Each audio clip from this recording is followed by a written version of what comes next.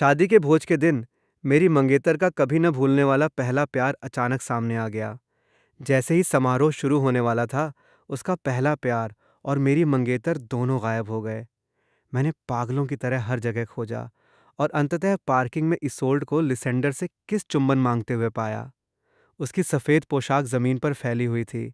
उसके नंगे टखने ठंडी सफ़ेदी के साथ चमक रहे थे और उसकी आंखें आंसुओं से भरी थीं। लिसेंडर, ये सब मेरी गलती है। मैंने तुम्हें दुख दिया है। तुमने कहा था कि तुम मुझसे शादी करोगे, तो तुमने स्टर्लिंग को क्यों चुना? कृपया मुझे मारो, मैं गलत थी। यह कहते हुए वह उसके पैरों से नीचे खिसक गई और ज़मीन पर घुटनों के बल बैठ गई। मुझे तुम्हें परेशान करने नहीं आना चाहिए था। मैं सगाई तोड़ दूंगी और तुमसे शादी करूंगी। मैं तुम्हें किसी मुश्किल स्थिति में नहीं डालना चाहती। ये कोई मुश्किल स्थिति नहीं है। ये सिर्फ सुविधा की शादी है। उसने मुझे छुआ तक नहीं है। मैं इस पूरे समय तुम्हारा इंतजार कर रही थी। इसोल्ड ने सिर हिलाया और लिसेंडर ने झुककर उसके चेहरे को चूम लिया। मैंने अपनी जेब में रखी अंगूठी की डिब्बी को छुआ और खुद का मजाक उड़ाते हुए हंसा। मुझे ये सब बेतुका लग रहा था। 3 घंटे की मेरी गहरी चिंता अंततः एक बहुत बड़ा मजाक बन गई थी। मैं भावहीन होकर मुड़ा और बिना पीछे मुड़े चल दिया। बैंक्वेट हॉल में लौटने पर मेरे पिता, विंस्टन, जल्दी से आगे आए। मेरे ठंडे भावों को देखकर उन्होंने भौहें सिकोड़ी और पूछा, क्या बात है? इसोल्ड कहाँ है? मैंने ज़बरदस्ती मुस्कुराते हुए कहा, वो अभी आ रही है। सच्चाई से अनजान विंस्टन ने सिर हिलाया। तो फिर ये उदास चेहरा क्यों? तुम्हारी सगाई होने वाली है, थोड़ा खुश हो जाओ। मैंने अपने चेहरे पर मुस्कान बनाए रखी, लेकिन मेरी आंखों में बिल्कुल भी खुशी नहीं थी। मैं खुश हूं। मैं खुश कैसे नहीं हो सकता? विंस्टन ने आह भरी और मेरा कंधा थपथपाया। कम से कम तुम तो खुश हो। तुम्हारी माँ इतनी गुस्से में थी कि उन्होंने अपना आपा खो दिया और आई भी नहीं। चूंकि तुमने इस सगाई को करने का पक्का मन बना लिया है, इसलिए मैं अब और कुछ नहीं कहूंगा। जब तक होस्ट ने उपकरण सेट करना समाप्त नहीं कर लिया, तब जाकर इसोल्ड अंततः लिसेंडर का हाथ पकड़े हुए पहुंची। ये देखकर उसके पिता रेजिनाल्ड ने गंभीर भाव से उसे फटकार लगाई। तुम कहाँ भाग गई थी बच्ची? तुम्हें इतनी देर क्यों हुई? उसकी माँ बीट्राइस का ध्यान लिसेंडर पर गया और उन्होंने उलझन में पूछा, इसोल्ड, ये कौन है? वो मेरा मेरा छोटा भाई है। रेजिनाल्ड ने उसे तीखे स्वर में डांटा और कहा, यह कैसा व्यवहार है? एक दूसरे को ऐसे खींचना? तुरंत हाथ छोड़ो। समय देखो। जल्दी से स्टेज पर जाओ। स्टर्लिंग को और इंतजार मत करवाओ। इसोल्ड पलटी और लिसेंडर से धीरे से बोली, मेरा यहाँ थोड़ी देर इंतजार करो। मैं अभी वापस आती हूँ। ठीक है। अगले ही सेकंड इसोल्ड के भाव कोमलता से पूरी तरह ठंडे हो गए और वो तेजी से स्टेज पर चली गई। विंस्टन का चेहरा तमतमा गया। उन्होंने हमेशा इस शादी का विरोध किया था, लेकिन क्योंकि मैंने जिद पकड़ रखी थी और दोनों बड़ों के मुझे समझाने के अनगिनत प्रयास विफल हो गए थे, इसलिए उनके पास समझौता करने के अलावा कोई विकल्प नहीं था। इस इसोल्ड को शिष्टाचार की बिल्कुल भी समझ नहीं है। ऐसे मौके पर लेट आना। मुझे सच में नहीं पता कि तुम उसमें क्या देखते हो। मैंने स्टेज की तरफ देखा, एक हल्की सी मुस्कान दी, अपने हाथ जेब में डाले और धीरे धीरे ऊपर की ओर चल दिया। इसोल्ड ने मुझ पर बिल्कुल ध्यान नहीं दिया।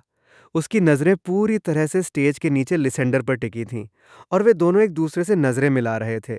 कुछ देर पहले अकेले में लिसेंडर ने उससे कहा था कि वो चाहता है कि वो मुझसे सगाई कर ले। जब इसोल्ड ने उलझन में कारण पूछा, तो लिसेंडर ने सिर्फ एक बेतुका जवाब दिया। मुझे लगता है कि इस तरह यह बहुत रोमांचक है।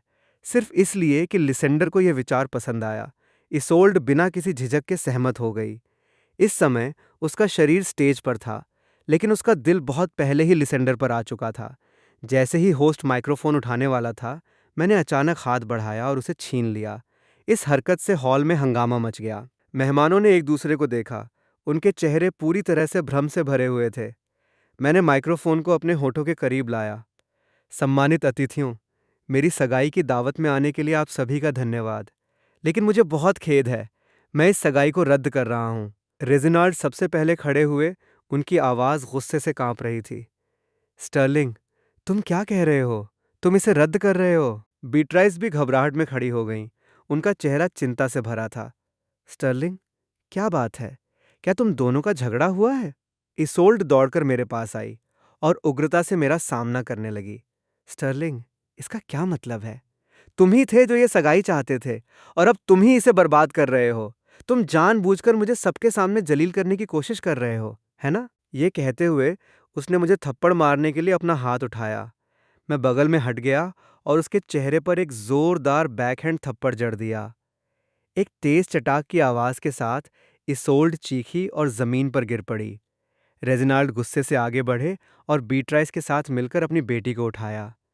यह देखकर कि उसका आधा चेहरा तेजी से सूज रहा था और लाल हो रहा था, उनका खून खौल उठा। उन्होंने मेरी ओर इशारा किया और दहाड़ते हुए बोले, स्टर्लिंग, तुम ये क्या कर रहे हो? क्या तुम पागल हो गए हो? तुम्हारी इसोल्ड को मारने की हिम्मत कैसे हुई? मैं पीछे नहीं हटा और आगे बढ़कर तुरंत उनके चेहरे पर लगातार 4 जोरदार बैकहैंड थप्पड़ जड़ दिए। मैंने उनके गुस्से को उन्हीं के चेहरे पर वापस दे मारा, जिससे उनका सारा क्रोध हवा में उड़ गया। मेरी बात सुनो, बूढ़े आदमी, क्या तुम्हें अपनी धौंस जमाने की बहुत आदत हो गई है? तुम्हारा दिमाग खराब है जो तुम मुझसे इस तरह बात कर रहे हो? सीधे खड़े रहो और तमीज से पेश आओ। आखिरी थप्पड़ का जोर बहुत भारी था।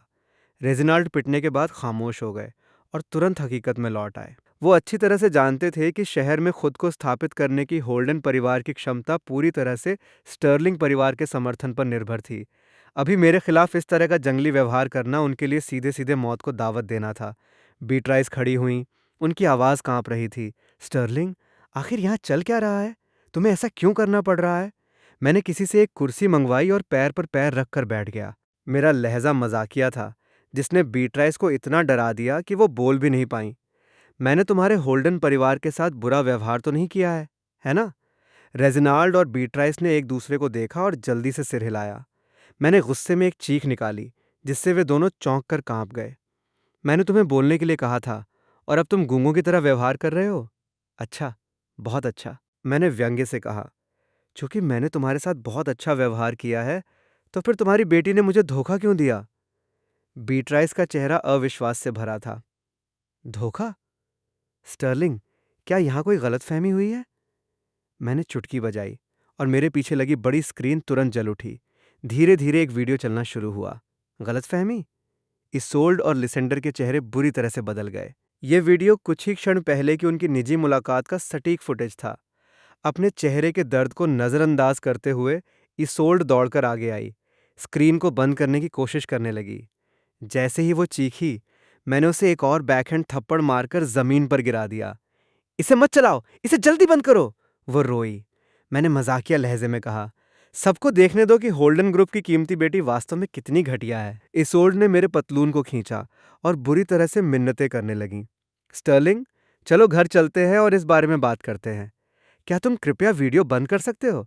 मैं नीचे झुका और उसके बाल पकड़कर उसे ऊपर देखने के लिए मजबूर किया। अब डर लग रहा है? तुम्हें तब डर क्यों नहीं लगा जब तुम अपने छोटे प्रेमी को बचा रही थी? जब मैं तुमसे प्यार करता था तो तुमने मेरे सामने लापरवाही से काम किया। अब जब मैं तुमसे प्यार नहीं करता तो तुम खुद को क्या समझती हो? वीडियो अभी भी चल रहा था और उनकी बातचीत स्पष्ट रूप से प्रसारित कर रहा था।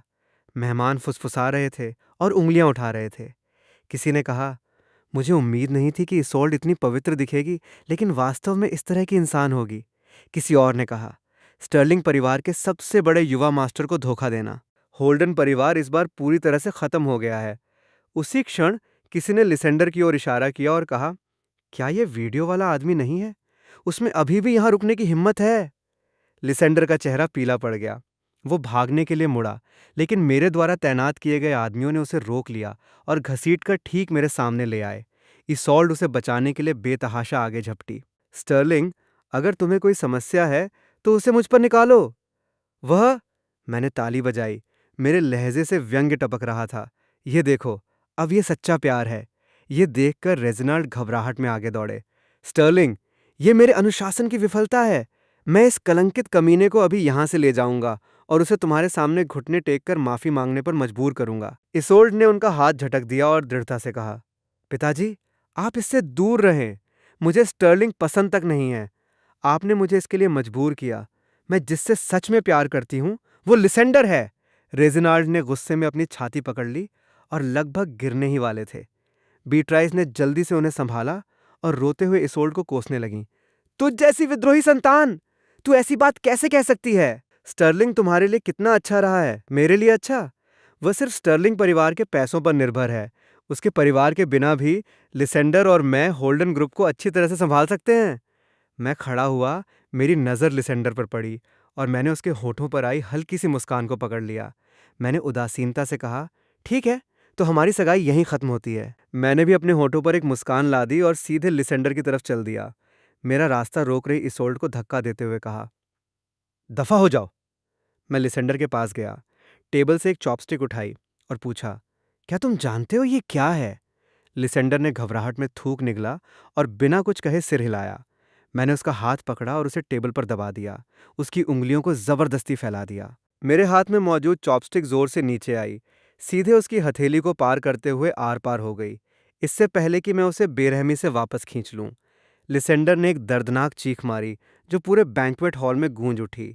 इसोल्ड उसे पकड़ने के लिए उस पर कूद पड़ी और मुझ पर चिल्लाई, स्टर्लिंग, तुम कमीने! मैं तुम्हें कभी माफ नहीं करूंगी! जल्दी एम्बुलेंस को बुलाओ! घृणा से मैंने चॉपस्टिक को एक तरफ फेंक दिया और गीले टिश्यू से अपने हाथ पोंछे। कितना बदकिस्मत हूं जो वास्तव में मुझे धोखा मिला। मैं मुड़ा और वापस स्टेज की ओर चल दिया और माइक्रोफोन उठा लिया। आप सभी ने देखा है कि मेरे और होल्डन परिवार के बीच क्या हुआ है। आज से होल्डन परिवार और स्टर्लिंग परिवार का कोई रिश्ता नहीं है। अगर आपकी कोई दुश्मनी है तो अपना बदला लें। अगर आपकी कोई शिकायत है तो उन्हें अभी सुलझा लें। ये बोलने के बाद मैंने माइक्रोफोन गिरा दिया और कार्यक्रम स्थल से निकलने के लिए मुड़ गया। पिछले कुछ वर्षों में होल्डन परिवार ने शहर में कई गलत काम करने के लिए मेरे परिवार के समर्थन पर भरोसा किया था। अब जब वे अपना संरक्षक खो चुके थे तो कई लोग पहले से ही अपनी अगली चाल की योजना बना रहे थे। अस्पताल के एक वार्ड में लिसेंडर बिस्तर पर लेटा था। उसके हाथ के पिछले हिस्से पर भारी पट्टी बंधी थी। इसोल्ड उसके बिस्तर के पास बैठी थी। उसका चेहरा चिंता से भरा था। लिसेंडर ने अपनी आंखें खोलीं, उसे गले से लगा लिया और विनती की, इसोल्ड, कृपया मुझे छोड़कर मत जाना। इसोल्ड ने धीरे से उसकी पीठ थपथपाई। मैं कहीं नहीं जाऊंगी, मैं यहीं तुम्हारे साथ रहूंगी। लिसेंडर का चेहरा अपराध बोध से भरा था। मुझे बहुत खेद है। ये सब मेरी गलती है कि तुम्हारा स्टर्लिंग से पूरी तरह से ब्रेकअप हो गया। इसोल्ड ने उसे सांत्वना दी। इसका तुमसे कोई लेना देना नहीं है। मुझे वो वैसे भी कभी पसंद नहीं था। लिसेंडर के चेहरे पर सुखद आश्चर्य का भाव दिखा और उसने उसके होंठ चूम लिए। ठीक उसी समय बीट्राइस गुस्से में भन्नाती हुई कमरे में घुसीं। वो इसोल्ड पर चिल्लाईं, इसोल्ड, तुम जानवर हो! तुम्हारे पिता बगल के कमरे में बेहोश पड़े हैं और तुम यहाँ इसके साथ अंतरंग हो रही हो। वो आगे बढ़ी और इसोल्ड के चेहरे पर एक जोरदार थप्पड़ जड़ दिया। उसका पहले से ही सूजा हुआ और लाल गाल अब और भी दयनीय लग रहा था। इसोल्ड ने भौहें सिकोड़ी और पलटकर जवाब दिया, माँ, डॉक्टर ने कहा कि पिताजी को बस एंग्जाइटी अटैक आया है। लिसेंडर का इतना खून बह गया है। अगर मैं उसके साथ रह रही हूं तो इसमें क्या गलत है? बीट्राइस गुस्से से कांप उठी। इसने तुम्हें कौन सा जादू का काढ़ा पिला दिया है? हमारा हंसता खेलता परिवार तुम्हारे कारण बर्बाद हो गया है। क्या अपनी खुशी की तलाश करना कोई अपराध है? मैं होल्डन ग्रुप को बहुत अच्छी तरह से संभाल सकती हूँ। इसके अलावा लिसेंडर मेरी मदद करेगा। बीट्राइस को एक भयानक निराशा महसूस हुई। वो जाने के लिए मुड़ी। तो फिर तुम यहीं रहो और इसके साथ रहो। लिसेंडर ने धीरे से इसोल्ड का हाथ खींचा, समझदार होने का दिखावा करते हुए बोला, इसोल्ड, तुम्हें जाकर अपने पिता को देखना चाहिए।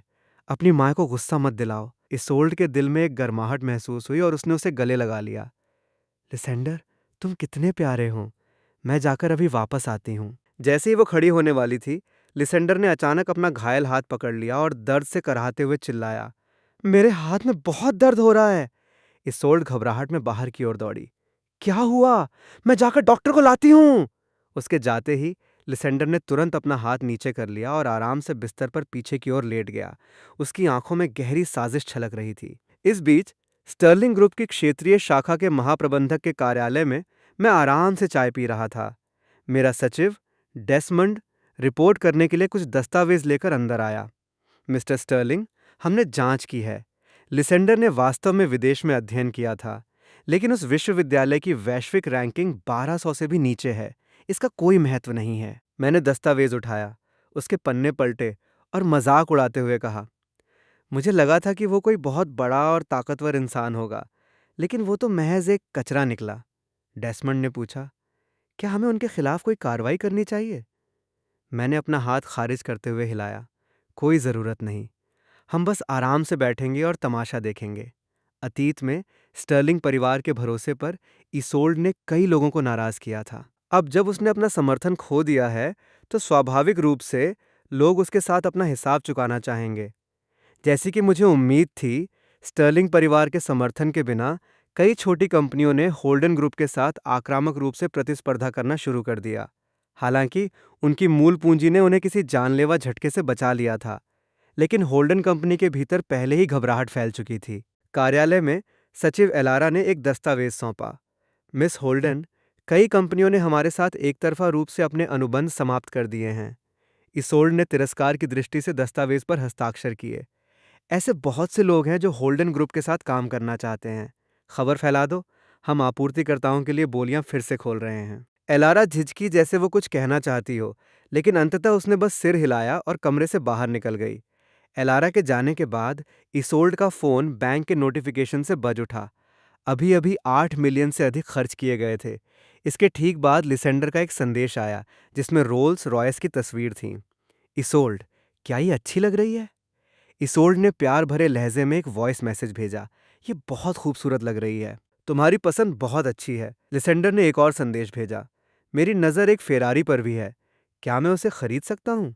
इसोल्ड ने बिना 2 बार सोचे उदारतापूर्वक सहमति व्यक्त की। बिल्कुल तुम खरीद सकते हो, खरीद लो। लेकिन उसने कभी नहीं सोचा था कि बोली का नोटिस भेजे जाने के बाद एक भी कंपनी साइन अप नहीं करेगी। इसके अलावा भागीदार एक तरफा रूप से अपने अनुबंध तोड़ते रहे। उनके द्वारा चुकाई गई जुर्माना राशि रुकी हुई परियोजनाओं से होने वाले भारी नुकसान की भरपाई के लिए कहीं से भी पर्याप्त नहीं थी। इसोल्ड ने गुस्से में दस्तावेजों को फर्श पर पटक दिया। उसका चेहरा क्रोध से विकृत हो गया था। क्या यह स्टर्लिंग की करतूत है?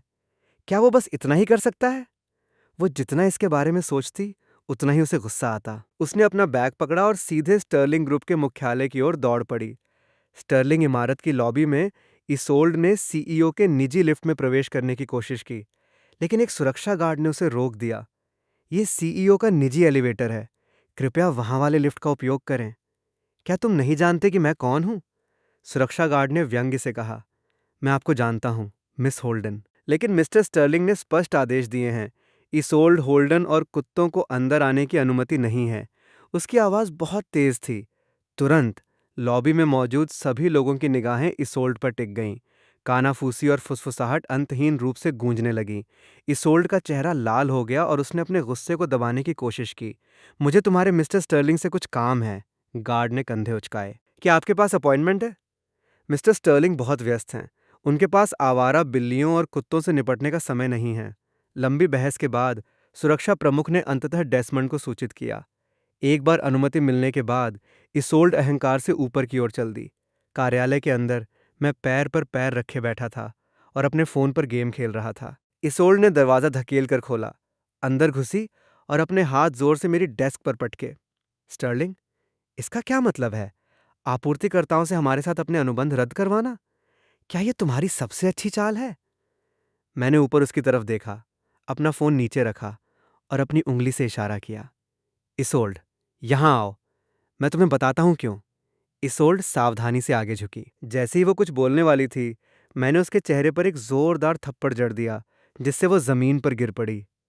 इसोल्ड ने अपना गाल पकड़ लिया, अविश्वास से घूरते हुए बोली, तुम्हारी हिम्मत कैसे हुई? मैंने ऊपर से उसे नीचे देखा। मेरा लहजा एकदम ठंडा था। मेरी हिम्मत तुम्हारे पिता को पीटने तक की हुई थी, तो तुम्हें मारना कौन सी बड़ी बात है? मैं सच में पहले अंधा था, जो तुम जैसे दिमागहीन कचरे के प्यार में पड़ गया था। इस तथ्य को अलग रख दें कि इस हालिया गड़बड़ी से मेरा कोई लेना देना नहीं है। अगर ये मेरा काम होता भी, तो तुम क्या कर सकती थी? तुम्हें और तुम्हारे छोटे प्रेमी को आभारी होना चाहिए कि मैंने मामले की गहराई में जाकर जांच नहीं की। अब तुरंत मेरे कार्यालय से बाहर निकलो। मैंने इंटरकॉम उठाया और उसमें बोला, सिक्योरिटी, अगर इसोल्ड होल्डन कभी वापस आए तो उसे पीट कर दरवाजे से बाहर निकाल देना। अभी ऊपर आओ और इसे बाहर फेंक दो। जब गार्ड्स ने इसोल्ड को पकड़ा और कार्यालय से बाहर घसीटा, तो पहली बार उसके दिल में पछतावे की एक लहर उठी। अगर वो अभी भी मेरी प्रेमिका होती, तो उसकी कभी ऐसी दयनीय स्थिति नहीं होती। जैसे ही वह स्टर्लिंग बिल्डिंग से लड़खड़ाती हुई बाहर निकली, इसोल्ड का फोन बज उठा। फोन पर एलारा की रोती हुई आवाज आई। मिस होल्डन, ये भयानक है। निदेशक मंडल आपको सीईओ के पद से हटाने के लिए एक बैठक बुला रहा है। होल्डन ग्रुप के सम्मेलन कक्ष के अंदर माहौल बेहद तनावपूर्ण था। 1 दर्जन से अधिक बोर्ड सदस्य बैठक की मेज के चारों ओर बैठे थे। इसोल्ड मुख्य सीट पर सीधी बैठी थी। एक अधेड़ उम्र के निदेशक ने सबसे पहले बात की। मिस होल्डन, आपने कंपनी की वर्तमान स्थिति देखी है। मुझे नहीं लगता कि आप अब सीईओ के रूप में काम करने के योग्य हैं। एक अन्य निदेशक ने बीच में कहा। बिल्कुल, मिस होल्डन। अध्यक्ष महोदय अभी भी अस्पताल में जीवन और मृत्यु के बीच झूल रहे हैं। उनकी बेटी होने के नाते आपको वहां उनकी देखभाल करनी चाहिए। लेकिन खबर यह है कि सीईओ एक छोटे खिलौने जैसे लड़के के साथ मौज मस्ती कर रही हैं, जबकि अध्यक्ष बेहोश हैं। वह उनसे कुछ बार से ज्यादा मिलने तक नहीं गई हैं। निदेशकों ने एक के बाद एक आरोप लगाए, जिससे इसोल्ड का चेहरा लाल हो गया। इसोल्ड ने अपना हाथ जोर से मेज पर पटका और चिल्लाई, जब मैं पहले समूह को पैसा कमाने में मदद कर रही थी, तो तुम में से किसी ने एक शब्द नहीं कहा। अब जब कंपनी को थोड़ी सी कठिनाई का सामना करना पड़ रहा है, तो तुम सभी मुझे उखाड़ फेंकने की जल्दी में हो। एक निदेशक ने खारिज करते हुए अपना हाथ हिलाया। ओह, इसे रहने दो। कंपनी के पिछले मुनाफे का तुम्हारे प्रबंधन कौशल से कोई लेना देना नहीं था। स्टर्लिंग ग्रुप के समर्थन से सीईओ की कुर्सी पर बैठा एक सुअर भी पैसा कमा सकता था। उसने इसोल्ड की ओर देखा और मजाक उड़ाते हुए कहा, मिस होल्डन, क्या आपको सच में यह विश्वास नहीं था कि आपने वो पैसा अपनी क्षमताओं से कमाया है ना? यदि आप वास्तव में ऐसा सोचती हैं, तो हमें निश्चित रूप से आपको हटा देना चाहिए। मैं निश्चित रूप से अपने निवेश को किसी बेवकूफ़ के हाथों में नहीं छोड़ना चाहता। ये शब्द निर्दयी थे, सीधे मामले के दिल पर वार कर रहे थे। इसोल्ड इतनी गुस्से में थी कि वो बोल नहीं पा रही थी। तुम, निदेशक ने आक्रामक रूप से बात आगे बढ़ाई। मैं क्या? मैं बस सच कह रहा हूं। यहां कौन बिल्कुल ऐसा ही नहीं सोचता? मिस होल्डन, मैं आपको स्वेच्छा से इस्तीफा देने की सलाह देता हूं, ताकि कंपनी के बचने की अभी भी कोई उम्मीद रहे। यदि आप पद छोड़ने से इनकार करती हैं, तो मेरे पास अपनी पूंजी वापस लेने के अलावा कोई विकल्प नहीं होगा। एक महिला निदेशक ने सख्त चेहरे के साथ समर्थन किया। मैं भी। एक अन्य निदेशक ने जोड़ा, मैं भी। एक अन्य ने कहा, मुझे भी इसमें गिने। यदि हम अभी अपने फंड वापस ले लेते हैं, तो हम अभी भी कुछ बचा सकते हैं। अगर हम इसे ऐसे ही खींचते रहें, तो हम सब कुछ खो देंगे। इसोल्ड ने अपने दांत पीसे एक एक शब्द चबाते हुए बोली, तुम लोग मुझे बहुत ज्यादा परेशान कर रहे हो। एक शेयरधारक ने मजाकिया भाव दिखाया। उसकी नजर उसके चोटिल चेहरे पर घूम गई। मिस होल्डन, मैंने सुना है कि आप इस बैठक से पहले स्टर्लिंग ग्रुप में गई थीं। आपके चेहरे को देखकर मुझे लग रहा है कि आपको वहां से मुंह की खानी पड़ी, है ना? जब उसने अपनी बात खत्म की, तो वो अन्य शेयरधारकों की ओर मुड़ा और बेकाबू होकर हंसने लगा। मेरे होल्डन परिवार के पास होल्डन ग्रुप के 57% शेयर हैं। आपको मुझे हटाने का कोई अधिकार नहीं है। इसोल्ड का अड़ियल रवैया देखकर शेयरधारकों के चेहरे तुरंत ठंडे पड़ गए। तीसरे सबसे बड़े शेयरधारक, जिनकी हिस्सेदारी केवल होल्डन परिवार के बाद थी, ने बात की। तो क्या मिस होल्डन का सीईओ की कुर्सी पर काबिज रहने का इरादा है? हाँ, बिल्कुल। होल्डन ग्रुप हमारे परिवार का है, आपका नहीं। आप लोग बस वो लोग हैं जो आराम से बैठते हैं और हमारी मेहनत का फल खाते हैं। तीसरे सबसे बड़े शेयरधारक की आंखें गुस्से से चौड़ी हो गईं। अच्छा, बहुत अच्छा। चूंकि ऐसी बात है, तो मेरे यहाँ रुकने का कोई कारण नहीं है। इसके साथ वो खड़ा हुआ और सीधे सम्मेलन कक्ष से बाहर चला गया। कुछ ही देर बाद अन्य शेयरधारक भी एक एक करके खड़े हुए और चले गए। जब सब चले गए, तो इसोल्ड इतनी गुस्से में थी कि उसने मेज के सारे दस्तावेज जमीन पर फेंक दिए। ये कमीने! जब हम पैसे कमा रहे थे, तो उन्होंने अपना मुंह बंद रखा था। अब ये सब तख्ता पलट करने आ गए हैं। तभी सम्मेलन कक्ष का दरवाजा धकेलकर खोला गया। लिसेंडर प्रवेश द्वार पर शांति से खड़ा था। कुछ दिन पहले मैंने जिस हाथ को आर पार किया था, वो अभी भी मोटी पट्टियों में लिपटा हुआ था। जिस क्षण इसोल्ड ने लिसेंडर को देखा, उसके भाव तुरंत खुशी में बदल गए। लिसेंडर, तुम यहाँ हो। लिसेंडर मुस्कुराया। फर्श पर फैली गंदगी की ओर देखते हुए उसने इसोल्ड की पतली कमर के चारों ओर अपनी बांह लपेटने के लिए हाथ बढ़ाया। यहाँ क्या हुआ? इसोल्ड पीछे नहीं हटी। इसके बजाय वह उसके आलिंगन में झुक गई और दुखी स्वर में बोली, लिसेंडर, वे सब मुझे परेशान कर रहे हैं। तुम मेरी मदद कब करोगे? लिसेंडर एक पल के लिए रुका, फिर हंसा और अपनी असुविधा दिखाने के लिए अपना भारी पट्टी वाला हाथ उठाया। मैं भी सच में तुम्हारी मदद करना चाहता हूँ, लेकिन मेरे हाथ को देखो। ये देखकर इसोल्ड ने दिल के दर्द के साथ उसका हाथ पकड़ लिया। उसकी आंखें थोड़ी लाल हो गईं। मैं समझती हूँ, लिसेंडर। मुझे पता है कि तुम मेरी मदद करना चाहते हो। पहले अपनी चोट को ठीक करने पर ध्यान दो। जब तुम बेहतर हो जाओगे, तो हम इस बारे में बात कर सकते हैं। लिसेंडर ने आह भरी। इसोल्ड, मुझे पता है कि तुम किन कठिनाइयों का सामना कर रही हो। मैंने सुना है कि स्टर्लिंग परिवार की शक्ति बहुत दुर्जेय है। इसोल्ड ने ऊपर देखा। उसकी आंखें उसके लिए प्यार से भरी थीं और उसने सिर हिलाया। लिसेंडर की आंखें चालाकी से इधर उधर घूमी जब उसने पूछा, विदेशों में स्टर्लिंग परिवार के प्रभाव के बारे में क्या? इसोल्ड ने एक पल के लिए सोचा। विदेशों में स्टर्लिंग परिवार का कुछ प्रभाव है, लेकिन यह उनकी घरेलू शक्ति के करीब भी नहीं है। लिसेंडर ने विचार मग्न होकर सिर हिलाया। अच्छा। एक महीने बाद एक बेहद शानदार क्लब हाउस के एक निजी कमरे के अंदर इसोल्ड का चेहरा लाल हो गया था। दोनों हाथों से रेड वाइन का गिलास पकड़ते हुए उसने पास बैठे अश्वेत व्यक्ति से सम्मानपूर्वक बात की। मिस्टर डेरियस, मैं आपको ये टोस्ट पेश करती हूँ। डेरियस ने एक अहंकारी भाव पहना हुआ था। अपनी कुर्सी पर पीछे झुकते हुए उसने लापरवाही से अपना वाइन ग्लास उठाया और टूटी फूटी भाषा में बोला, मिस होल्डन, आप बहुत विनम्र हैं। लिसेंडर और मैं अच्छे दोस्त हैं। चूंकि आप उसकी प्रेमिका हैं, इसलिए मैं निश्चित रूप से इस मामले में आपकी मदद करूंगा। ये सुनकर इसोल्ड के चेहरे पर तुरंत खुशी से भरे आश्चर्य का भाव आ गया। अपना सिर पीछे करते हुए उसने रेड वाइन का एक घूंट लिया।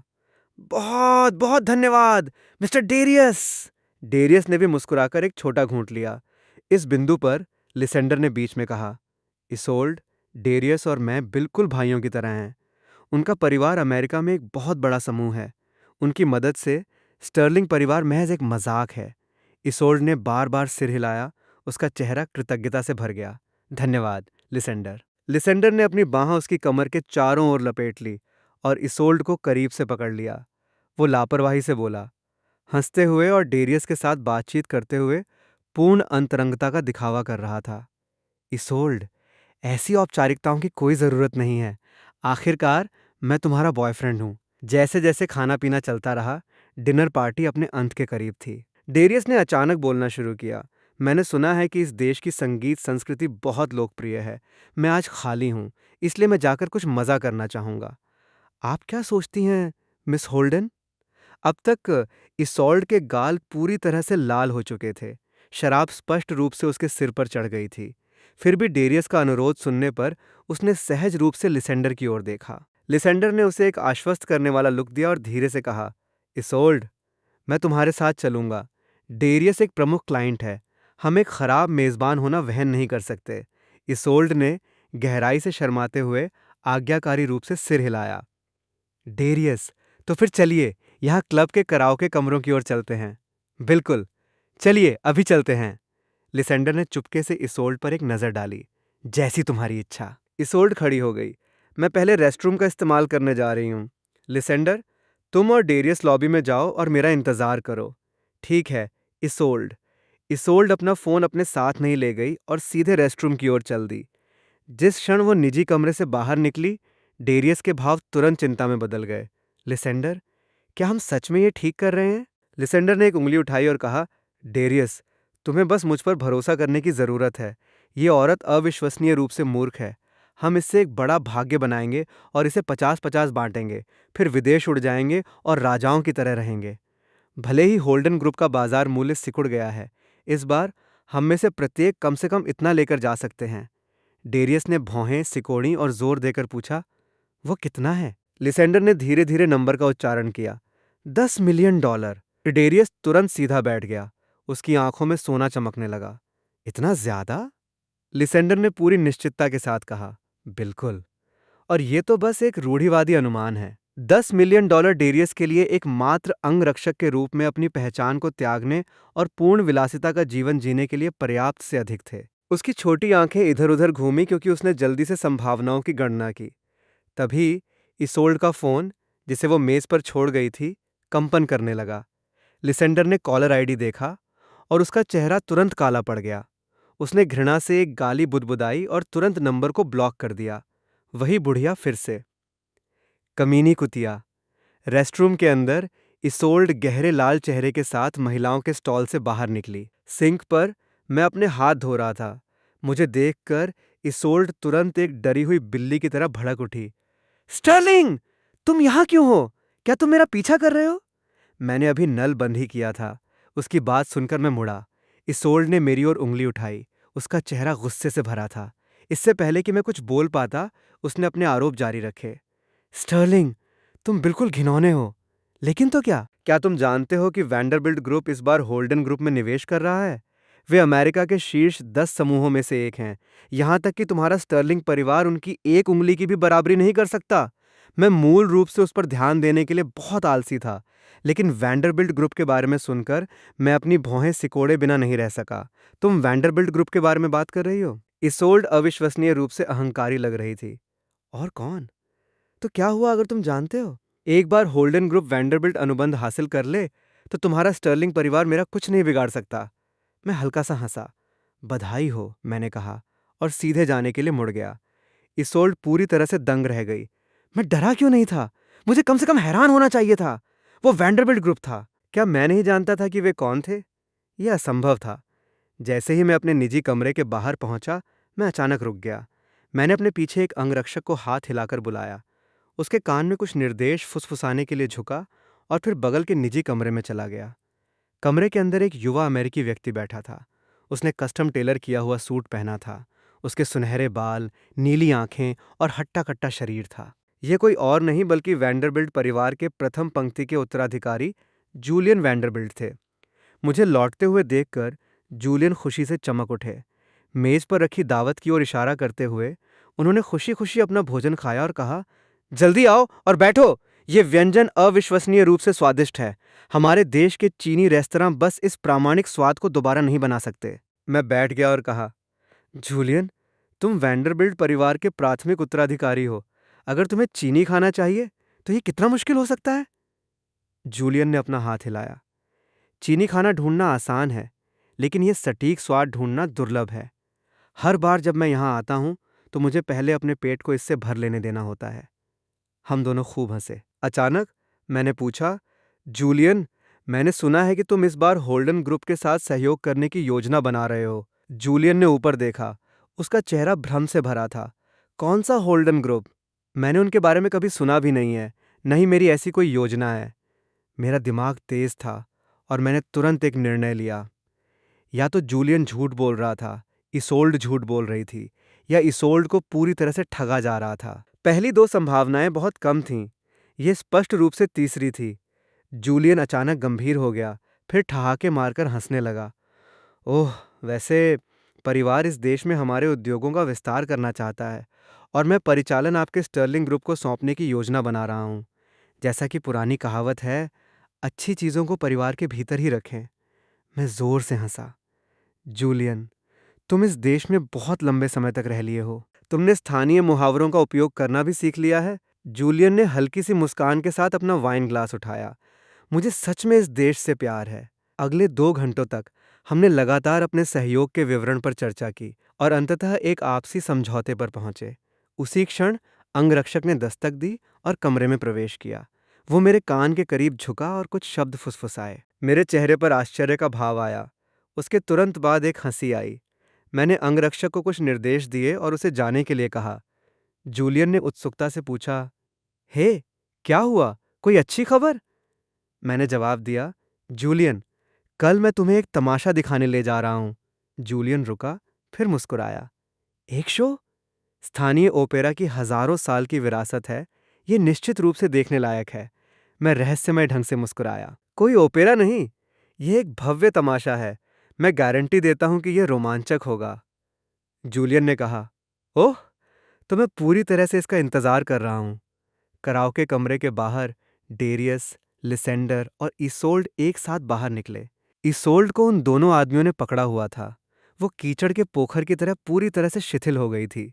डेरियस ने कुछ बेचैनी के साथ कहा, "लिसेंडर, क्या यह सच में ठीक है?" लिसेंडर ने आसपास नजर दौड़ाई और बेसब्री से जवाब दिया, "डेरियस, तुम बहुत डरपोक हो। बस आज पूरी तरह से मजे करो। कल मैं उसे सब कुछ समझा दूंगा।" डेरियस ने फिर पूछा, "अगर उसे पता चल गया तो क्या होगा?" लिसेंडर ने एक भयावह हंसी हंसी। "वो बात की समस्या है।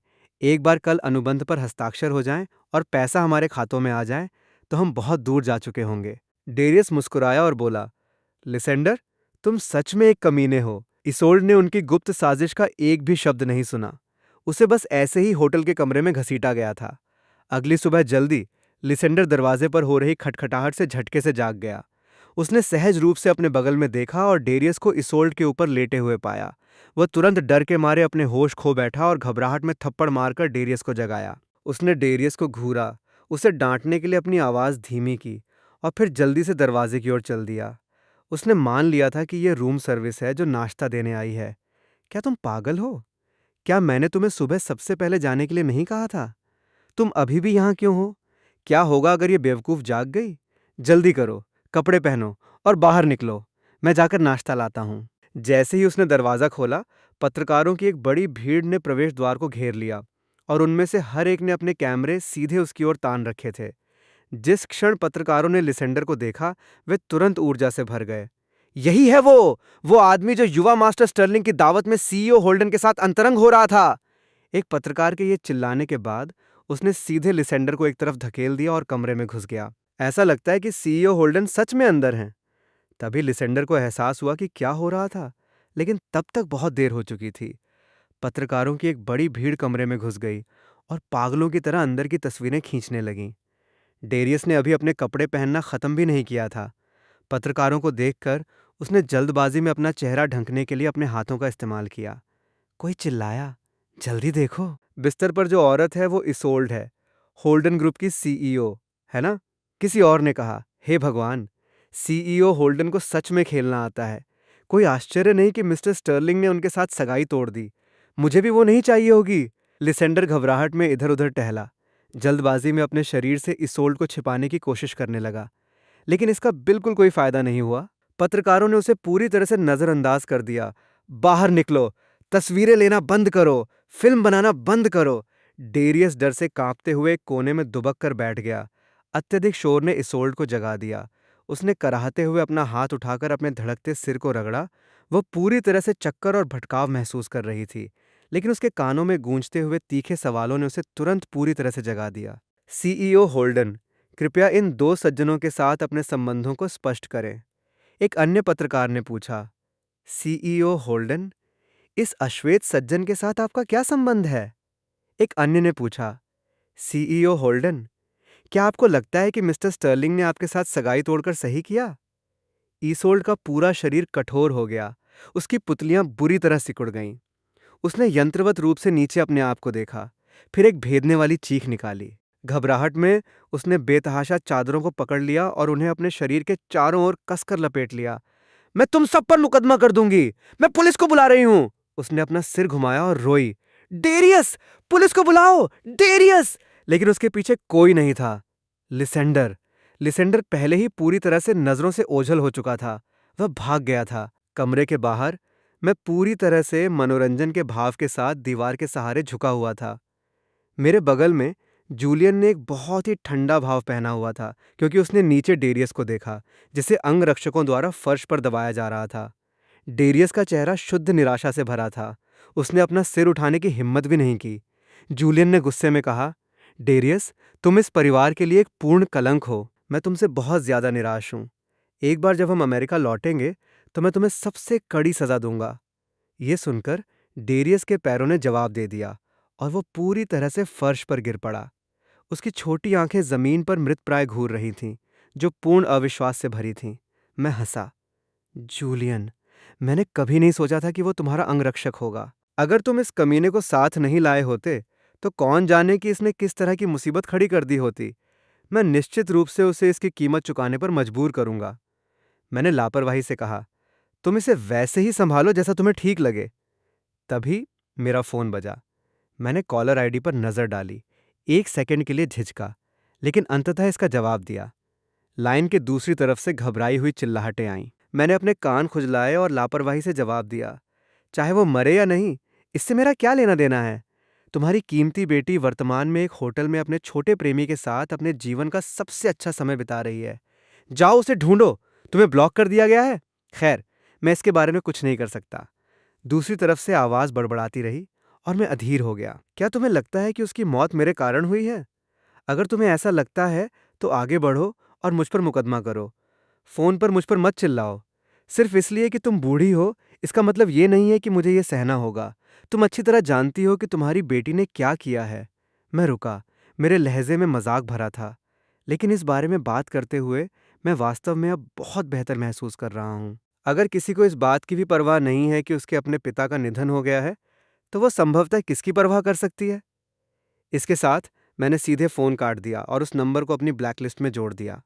जूलियन ने उत्सुकता से पूछा, हे, क्या हुआ? मैंने सिर हिलाया। कुछ नहीं, बस कोई महत्वहीन व्यक्ति था। वापस कमरे के अंदर इसोल्ड ने लिसेंडर को जहरीली नज़रों से घूरा। कुछ ही क्षण पहले की अराजकता के दौरान उसने घटनाओं के क्रम को पूरी तरह से समझ लिया था। वह कभी सोच भी नहीं सकती थी कि जिस आदमी से वो इतना प्यार करती थी, उसने व्यक्तिगत रूप से उसे दूसरे आदमी की बाहों में धकेल दिया था। लिसेंडर के माथे पर ठंडा पसीना आ गया। उसके द्वारा दिया गया कोई भी स्पष्टीकरण पूरी तरह से पीला और शक्तिहीन लग रहा था। इसोल्ड मूर्ख रही होगी, लेकिन वो पूरी तरह से दिमागहीन नहीं थी। उसके शरीर पर होने वाली शारीरिक संवेदनाएं झूठ नहीं बोल सकती थीं। उसने इतना दर्दनाक दिल का दर्द कभी महसूस नहीं किया था। अपने होंठ को काटते हुए और अपने आंसुओं को रोकते हुए उसने उग्रता से थूका, लिसेंडर, तुम बिल्कुल जानवर हो। लिसेंडर तुरंत घुटनों के बल बैठ गया और उसके पैरों को गले लगा लिया। इसोल्ड, मैं गलत था। मैं सच में गलत था। इसोल्ड पूरी तरह से जाग चुकी थी। उसने उसकी छाती पर जोर से लात मारी और चीखी, मैंने तुमसे इतना प्यार किया और तुम मेरे साथ ऐसा व्यवहार करते हो। लिसेंडर रोया और दया की भीख मांगने लगा। इसोल्ड, मैं बस पागलपन के एक पल के वशीभूत हो गया था। कृपया मुझे इस एक बार के लिए माफ कर दो। लेकिन इसोल्ड अब वो लड़की नहीं रही थी जो वो हुआ करती थी। उसने अपना हाथ उठाया और लिसेंडर के चेहरे पर एक जोरदार थप्पड़ जड़ दिया। पूर्ण घृणा के साथ बोली, बाहर निकलो, यहां से दफा हो जाओ। ये देखकर कि भीख मांगना बेकार था, लिसेंडर ने बस दिखावा करना बंद कर दिया। वो ठंडी मुस्कान के साथ खड़ा हुआ। उसके भाव पूरी तरह से भयावह हो गए। तुम बेवकूफ़ बनने का नाटक क्यों कर रही हो? स्टर्लिंग ने तुम्हारे साथ इतना अच्छा व्यवहार किया और फिर भी तुमने मेरे साथ मौज मस्ती की।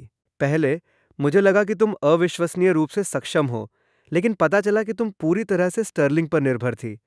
वास्तव में तुम्हारे पास क्या क्षमता है, इसोल्ड? उसके बिना तुम कचरे के अलावा और कुछ नहीं हो।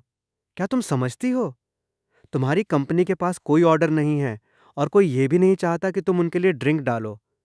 वे सभी सोचते हैं कि तुम गंदी हो और अब तुम मुझे दोष दे रही हो। क्या तुम ही वो नहीं थी जो कुछ समय पहले मुझे बार बार पति कह रही थी? लिसेंडर के शब्द इसोल्ड के दिल में आरी वाले चाकू की तरह चुभ गए। वो उसका खंडन करने में पूरी तरह से शक्तिहीन थी। ऐसा नहीं था कि उसे इस दौरान पछतावा नहीं हुआ था। मैं उसकी कंपनी को फलने फूलने और ऑर्डर बनाए रखने में सक्षम था। मैंने उसकी बहुत सावधानी से देखभाल की थी, उसे अंतहीन विलासिता के सामानों से नहलाया था। इस बीच लिसेंडर के पास उसके कभी न भूलने वाले पहले प्यार होने के खाली शीर्षक के अलावा बिल्कुल कुछ नहीं था। वो केवल उसका पैसा खर्च करना जानता था और व्यवसाय में बिल्कुल शून्य सहायता प्रदान करता था। उसने ईमानदारी से माना था कि लिसेंडर उसे वैंडरबिल्ट ग्रुप से जोड़कर एक आश्चर्यजनक चमत्कार कर सकता है। कभी ये कल्पना नहीं की थी कि ये सब एक बड़े घोटाले में बदल जाएगा। ये केवल इसी क्षण था कि उसने अंततः महसूस किया कि वो कितनी बेवकूफ़ रही थी। अपनी निराशा की गहराई में इसोल्ड ने अपना फ़ोन उठाया और पुलिस को डायल किया। लिसेंडर घबरा गया। वो फ़ोन छीनने के लिए आगे बढ़ा, लेकिन इसोल्ड ने उसे चकमा दे दिया। तुम क्या कर रहे हो? वो अच्छी तरह से जानता था कि उसके कार्य अत्यधिक अवैध थे। अगर उसने पुलिस को बुलाया तो परिणाम अकल्पनीय होंगे। इसोल्ड, जल्दबाजी में कोई कदम मत उठाओ। इसोल्ड ने उसकी तरफ देखा भी नहीं। वो सीधे फोन पर बोली, मैं एक अपराध की रिपोर्ट करना चाहती हूँ। पुलिस तेजी से पहुंची, लिसेंडर को पकड़ा और उसे घसीटते हुए ले गई। जैसे ही वो मेरे पास से गुजरा, मैं स्पष्ट रूप से उसके चेहरे पर लिखी पूरी बर्बादी और निराशा देख सकता था। यह तमाशा समाप्त हो गया था और मेरा लक्ष्य प्राप्त हो गया था। मैंने होटल के कमरे की दिशा में नजर डाली, फिर जाने के लिए मुड़ गया। एक कमजोर आवाज ने मुझे रुकने के लिए पुकारा, स्टर्लिंग। मैंने अपना सिर घुमाया और इसोल्ड को दरवाजे पर खड़े देखा। वो पूरी तरह से कपड़े पहने हुए थी, लेकिन उसका चेहरा मौत के समान पीला था और उसके बाल बिखरे हुए थे। वो सहारे के लिए एक हाथ से दरवाजे की चौखट पर झुकी हुई थी। मैंने अपनी बाहें पार कीं और दीवार के सहारे झुक गया। मेरे लहजे से मजाक टपक रहा था। ओह, सीईओ होल्डन आखिरकार बाहर आ ही गईं। क्या तुमने अच्छा समय बिताया? इसोल्ड का चेहरा अकल्पनीय रूप से दयनीय लग रहा था। उसने धीरे से पूछा, यह तुम्हारी करतूत थी, है ना? मैंने खुले तौर पर स्वीकार करते हुए अपने हाथ फैलाए। हाँ, ये सच है, ये मैं था। मुझे जनता को सीईओ होल्डन के असली रंग तो दिखाने ही थे आखिर। इसोल्ड एक दुखद हंसी हंसी। हाँ, ये देखते हुए कि मैंने तुम्हारे साथ कैसा व्यवहार किया, ये बिल्कुल सही है कि तुमने मुझसे बदला लिया। वो एक पल के लिए शांत हो गई, फिर अचानक ऊपर देखा। स्टर्लिंग, क्या तुम अभी भी मुझसे प्यार करते हो? मैं लगभग ठहाके मारकर हंस पड़ा। मेरे लहजे में भारी व्यंग्य था जब मैंने कहा, तुमसे प्यार? ओह, मैं तुमसे मरने की हद तक प्यार करता हूँ। इसोल्ड, मैं वास्तव में हैरान हूँ कि तुम्हारा दिमाग कैसे बना है। तुम में प्यार करने लायक क्या है? क्या मुझे इस बात से प्यार करना चाहिए कि तुमने मुझे धोखा दिया, या मुझे इस बात से प्यार करना चाहिए कि तुम एक लाइलाज बेवकूफ़ हो? मैंने अपना हाथ हिलाया और जाने के लिए मुड़ गया। क्या पूर्ण मंदबुद्धि है! मेरी पीठ को घूरते हुए इसोल्ड ने जोर से रोना शुरू कर दिया। तुरंत अपने घुटनों के बल गिर गई, क्योंकि उसके आंसुओं ने बांध तोड़ दिया था। स्टर्लिंग! मुझे पछतावा है। मुझे सच में सब बातों का पछतावा है। मैं चलना रुक गया, लेकिन मैंने पीछे मुड़कर देखने की जहमत नहीं उठाई। तुम्हें कोई पछतावा नहीं है। तुम्हें बस अंततः एहसास हुआ है कि तुम अपूरणीय रूप से मूर्ख हो, और ये कि तुम्हारी कंपनी खत्म हो गई है। नहीं, ये सच नहीं है। उस पर और समय बर्बाद न करने की इच्छा से मैंने जाने के लिए एक कदम आगे बढ़ाया। ये सच है या नहीं, इससे कोई फर्क नहीं पड़ता। मायने यह रखता है कि मैं मानता हूं कि यह सच है। 2 कदम चलने के बाद मैं उसे याद दिलाने के लिए पीछे मुड़ा। ओह, वैसे तुम्हारी माँ ने थोड़ी देर पहले फ़ोन किया था यह बताने के लिए कि तुम्हारे पिता की मृत्यु हो गई है। चूंकि तुम अपना फ़ोन नहीं उठा रही थी, तो मैंने तुम्हारे लिए इसे उठा लिया। इसोल्ड ऐसी लग रही थी जैसे उस पर बिजली गिर गई हो। वो जानती थी कि मैं इस तरह की बात पर कभी मजाक नहीं करूंगा। अंधी घबराहट में वह अपना फ़ोन लेने के लिए लड़खड़ाती हुई वापस कमरे में गई और अपनी माँ का नंबर डायल किया, लेकिन किसी ने जवाब नहीं दिया। उसने लगातार 7 या 8 बार फ़ोन किया, फिर भी उसे डायल टोन के अलावा कुछ नहीं मिला। किसी और चीज़ की परवाह करने में असमर्थ, इसोल्ड घबराहट में गैरेज की ओर दौड़ी और सीधे होल्डन परिवार की संपत्ति की ओर गाड़ी चला दी। जब वो होल्डन विला पहुंची, तो आंगन पूरी तरह से सफ़ेद रेशम में लिपटा हुआ था। यह दर्दनाक रूप से स्पष्ट था कि एक अंतिम संस्कार चल रहा था। जैसे ही इसोल्ड अपनी कार से बाहर निकली, उसके पैर कमज़ोर पड़ गए और वो लगभग ज़मीन पर गिर पड़ी। उसने गेट तक चलने के लिए भारी संघर्ष किया, प्रवेश करने के लिए फेशियल रिकग्निशन का उपयोग किया। आंगन के अंदर होल्डन परिवार के रिश्तेदार और दोस्त काले कपड़े पहने खड़े थे। उनके चेहरे शोक से भारी थे। आंगन के ठीक बीच में उसके पिता का चित्र रखा था। एक अधेड़ उम्र के व्यक्ति ने उसे देखा और तुरंत उसकी कड़ी निंदा करने के लिए आगे बढ़ा। इसोल्ड, यहां से दफा हो जाओ! यह आदमी इसोल्ड के दूसरे चाचा आर्थर थे। इसोल्ड की आवाज हिंसक रूप से कांप उठी। अंकल आर्थर, मैं नहीं जा रही। आर्थर ने एक ठंडी मुस्कान दी। उनकी आंखें जम गईं। तुम नहीं जा रही? तुम्हारे पिता मर चुके हैं। तुम्हारी माँ ने तुम्हें बुलाया था, ये चाहते हुए कि तुम उन्हें आखिरी बार विदा करो, और तुमने वास्तव में उनका नंबर ब्लॉक कर दिया। तुम तब कहाँ थी? अब तुम्हें अंततः वापस आना याद आया? तुम बिल्कुल नीच हो। इसोल्ड की आंखें आंसुओं से भर गईं। अपना सिर नीचे रखते हुए उसने इसे लगातार हिलाया। अंकल, मुझे नहीं पता था। अंकल, मुझे सच में नहीं पता था। आर्थर ने उग्रता से इसोल्ड की ओर इशारा किया और जोर से चिल्लाए, तुम्हें नहीं पता था? तुम्हारे पिता गंभीर रूप से बीमार थे, और तुम्हें नहीं पता था? क्या तुम्हें कोई अंदाजा है कि तुम्हारी माँ ने तुम्हें कितनी बार बुलाया? तुमने एक बार भी फोन नहीं उठाया। तुम एक बार भी उनसे मिलने नहीं आई। तुम उस कमीने के साथ मौज मस्ती कर रही थी। खैर, अब सब ठीक है। जाओ, उसे ढूंढो। अब कोई भी तुम दोनों को कभी परेशान नहीं करेगा। आसपास के होल्डन परिवार के सदस्यों ने भी अपनी आलोचनाओं को आवाज देना शुरू कर दिया और बेरहमी से उसकी निंदा करने लगे। ये लड़की इसोल्ड जब छोटी थी तो बहुत अच्छी दिखती थी। वो बड़ी होकर ऐसा राक्षस कैसे बन गई? एक अन्य व्यक्ति ने कहा, क्या ये सच नहीं है? आप किसी इंसान का चेहरा जान सकते हैं, लेकिन उसका दिल कभी नहीं। एक खूबसूरत लड़के की खातिर। मुझे ये कहना भी नहीं चाहिए, उसने अपने पिता को छोड़ दिया। किसी और ने बीच में कहा, स्टर्लिंग परिवार के सबसे बड़े युवा मास्टर ने पहले उसके साथ कितना सही व्यवहार किया था। वो अमीर और सुंदर था, फिर भी उसने एक अच्छा जीवन जीने से इनकार कर दिया और बस आपदा को बुलावा दे दिया।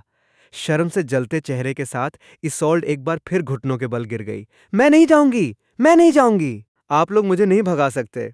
इस क्षण बीट्राइस चलकर आईं और आर्थर से कहा, आर्थर, मुझे उससे बात करने दो। इसोल्ड ने ऊपर देखा। अपनी माँ के सूजे हुए, आंसुओं से सने चेहरे को देखकर उसके दिल में दर्द की ऐंठन उठी। बीट्राइस के चेहरे पर कोई अतिरिक्त भावना नहीं थी, और उनका लहजा भयानक रूप से शांत था। तुम्हारे पिता की बीमारी वास्तव में बेहतर हो रही थी। एकमात्र डर यह था कि वह उत्तेजित न हो जाएं। लेकिन आज रात होल्डन ग्रुप के शेयरधारकों द्वारा बड़े पैमाने पर पूंजी वापस लेने की खबर उनके कानों तक पहुंची। वो ये सदमा बर्दाश्त नहीं कर सके और बस उनका निधन हो गया। उन्होंने नीचे इसोल्ड की ओर देखा। उनकी आंखें पूरी तरह से गर्माहट से खाली थीं। जाओ एक पल में अपने पिता के सामने सिर झुकाओ और फिर होल्डन परिवार को छोड़ दो। इसोल्ड ने जोर से अपना सिर ऊपर उठाया। माँ, आपका क्या मतलब है कि होल्डन परिवार छोड़ दूं? मैं आपकी बेटी हूं। बीट्राइस गुस्से में चिल्लाईं। कल से तुम नहीं हो। माँ और बेटी के रूप में हमारे बीच का बंधन बहुत पहले टूट गया था। अंततः इसोल्ड को भीड़ द्वारा होल्डन परिवार की संपत्ति से बाहर निकाल दिया गया। जब उसे भगाया गया तो एक भी व्यक्ति उसके बचाव में नहीं बोला। वो होल्डन मैनर के भव्य द्वारों के सामने भारी मन से गिर पड़ी। उसके भाव पूरी तरह से सुन्न थे। ये जगह कभी उसका घर हुआ करती थी, अब ये निषिद्ध क्षेत्र बन गया था। उसने किसी और को दोष नहीं दिया, वह केवल खुद को बहुत अधिक मूर्ख होने के लिए दोष दे सकती थी। उसने मुझे दूर फेंक दिया था और जिद से एक पहले प्यार के भ्रम के पीछे भागी थी। उसका परिवार चला गया था, उसकी कंपनी बर्बादी के कगार पर थी और उसके पास बिल्कुल कुछ नहीं बचा था। आधे साल बाद स्टर्लिंग ग्रुप के मुख्यालय में सचिव डेसमंड कुछ दस्तावेज लेकर अंदर आए और मुस्कुराते हुए रिपोर्ट दी। मिस्टर स्टर्लिंग, वैंडरबिल्ट ग्रुप हमारे सहयोग के पहले दौर से बेहद संतुष्ट है। वे सहयोग के दूसरे दौर पर चर्चा करने के लिए अगले सोमवार को प्रतिनिधि भेजने की योजना बना रहे हैं। मैंने दस्तावेजों को पलटा, सिर हिलाया और पूछा, सहयोग के इस दूसरे दौर के लिए वे कितना निवेश करने का इरादा रखते हैं? प्रारंभिक बजट 1.5 बिलियन डॉलर है। फंडिंग बहुत प्रचुर होगी। मैंने सिर हिलाया। अच्छा, मैं समझ गया। वैंडरबिल्ट ग्रुप को जवाब दो और उन्हें बताओ कि मैं व्यक्तिगत रूप से सोमवार की बैठक में शामिल होऊंगा। डेसमंड ने सहमति में सिर हिलाया, लेकिन वो तुरंत नहीं गया। वो थोड़ा झिझकता हुआ लग रहा था। समझ गया, मिस्टर स्टर्लिंग। मैंने ऊपर देखा और पूछा, क्या बात है? तुम्हारे दिमाग में कुछ है? डेसमंड ने अपनी आवाज़ नीची की। मिस्टर स्टर्लिंग, बीट्राइस का निधन हो गया है। मुझे एक पल के लिए आश्चर्य हुआ, इससे पहले कि मुझे याद आया कि ये इसोल्ड की माँ थी। 6 महीने के अंतराल में मैं व्यावहारिक रूप से उस नाम को पूरी तरह से भूल चुका था। एक भावहीन चेहरे के साथ मैंने लापरवाही से पूछा, उनकी मृत्यु कैसे हुई? डेसमंड ने समझाया, मैंने सुना है कि लिसेंडर को मेडिकल पैरोल पर रिहा किए जाने के बाद वो होल्डन एस्टेट गया था। वो मूल रूप से इसोल्ड को मारने का इरादा रखता था, लेकिन जब वो उसे नहीं मिली तो उसने इसके बजाय बीट्राइस पर हमला कर दिया। दृश्य अविश्वसनीय रूप से भयानक था। घटना के बाद लिसेंडर को मौके पर ही गिरफ्तार कर लिया गया था। वह या तो मौत की सजा या आजीवन कारावास का सामना कर रहा है। मैं हल्का सा हंसा। तो दूसरे शब्दों में इसोल्ड ने आखिरकार अपने माता पिता दोनों को मरवा ही दिया। मिस्टर स्टर्लिंग, आप निश्चित रूप से इसे इस तरह कह सकते हैं। मैंने हल्के से मजाक किया। उसका मुझे धोखा देना, मेरे साथ गद्दारी करना और मुझसे ब्रेकअप करना मेरे लिए भेष में एक आशीर्वाद साबित हुआ। इसे अब देखें तो जो कोई भी इसोल्ड के बहुत करीब जाता है उसका अंत बहुत भयानक होता है। खिड़की के बाहर आसमान से मूसलाधार बारिश गिर रही थी। स्वर्ग में एक फटे हुए कैनवास की तरह बारिश डामर की सड़कों पर टकरा रही थी, जिससे एक बहरा करने वाली गर्जना हो रही थी। इसोल्ड नंगे पैर सड़क के बिल्कुल बीचों बीच घबराहट में दौड़ रही थी। जमने वाले बारिश के पानी ने उसके सफ़ेद नाइट गाउन को पूरी तरह से भिगो दिया था। कपड़ा उसकी त्वचा से कसकर चिपक गया था, जो उसके क्षीण कंकाल जैसे शरीर की रूपरेखा दिखा रहा था। उसके लंबे भीगे हुए बाल उसके गालों और गर्दन पर चिपके हुए थे। इस क्षण वह उस शक्तिशाली सीईओ की किसी भी झलक को पूरी तरह से खो चुकी थी जो वह कभी हुआ करती थी। जैसे ही वो पागलों की तरह दौड़ी, वो एक उन्मादी की तरह चीखी। पिछले 6 महीनों में एक के बाद एक अपने माता पिता दोनों को खोना एक विनाशकारी झटका था, जिसने उसे पूर्ण मानसिक पतन के बिल्कुल कगार पर धकेल दिया था। उसे शायद ही याद था कि वो अब कौन थी। ज्यादा दूर नहीं, एक विशाल परिवहन ट्रक की हाई बीम लाइटों ने बारिश के पर्दे को चीर दिया। मूसलाधार तूफान ने दृश्यता को शून्य के करीब कर दिया था और ड्राइवर ने सड़क के बीच में भटकते हुए व्यक्ति को बिल्कुल नहीं देखा। हेडलाइट्स की चकाचौंध में फंसी इसोल्ड धीरे धीरे मुड़ी। उस क्षणभंगुर पल में उसने न केवल कोई डर महसूस नहीं किया, बल्कि उसने वास्तव में राहत का एक गहरा निशान महसूस किया। अगले ही पल उसने अपनी आंखें बंद कर लीं और हमेशा के लिए सांस लेना बंद कर दिया।